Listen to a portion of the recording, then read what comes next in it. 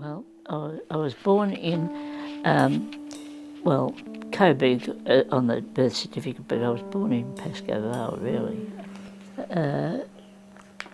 We lived in Sylvan Grove, Pascoe Vale, and we went to the Pascoe Vale school. I left school when I was 13, and Mum put my age up to put me out to work. I worked at use age because she couldn't afford to send me to a higher school. I'm afraid we don't put on airs and graces in this family. Into it. Well, he was visited us one day because he was home on leave. He was before that he was on an outpost with my brother in New Guinea, and he'd been very sick, and he came home and he remembered when he got out that my brother's address was Gilmore Street, Coburg, so he came up to see us, and that's when I first met him. Robert was born on the 4th of July 1945, and Glenda was born on the 15th of September 1948. She was overdue, and she was taking convulsions, and she was in a pretty bad way. In fact, they didn't think she'd live, but she fought and clawed her way back. But of course, she couldn't walk much. She used to just sit in the middle of the floor here, and I used to carry her around on my hip quite a bit. 3, and Robert was only 6 when Tom died. He was only 31, and I was 29.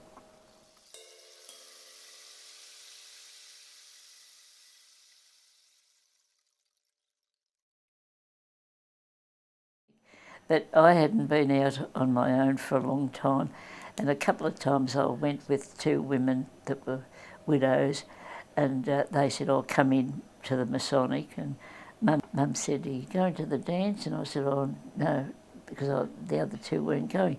She said, "Oh, well, go if you want to." So I ended up and went on my own, if you please, never dreaming that I'd go to a dance on my own. And that was the night I met Kevin. So whether that was my downfall or not, I don't know.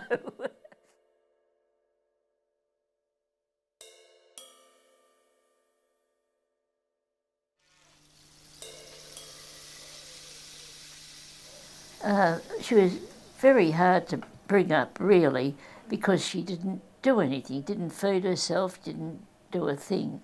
Everything had to be done for her, showers and all that sort of thing. Toilet even, Oh yeah, toilet. Fix her up with a toilet. Dressing, yes, for a start dressing, but then... Now you can't even touch it. I can dress myself.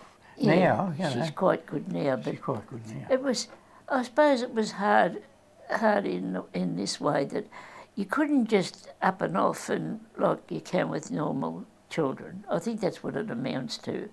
You just haven't got that freedom that that other parents have got. They can sort of... But on top of all this, it's surprising how you adjust. You don't miss it because you don't have it. Simple, isn't it, really? It's, you just adjust to it and you don't notice it, really. No. You just work around what you can do with Glenda,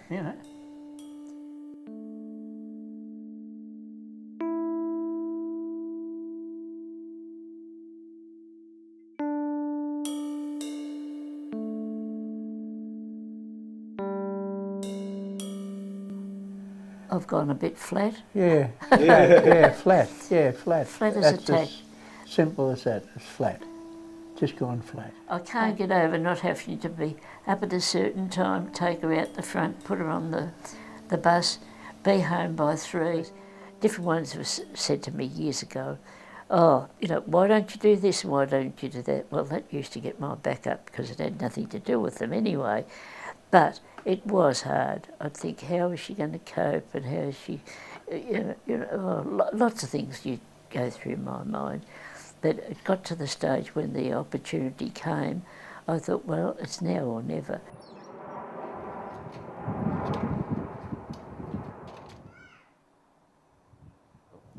I wouldn't have enjoyed life as much as being able to talk to people. And I think really you learn a lot, maybe a lot more by having a child like that than a normal person, because they only take off and leave you. they know everything. Fly the nest, yeah. Hooroo, see you later. Thank Christ they're gone.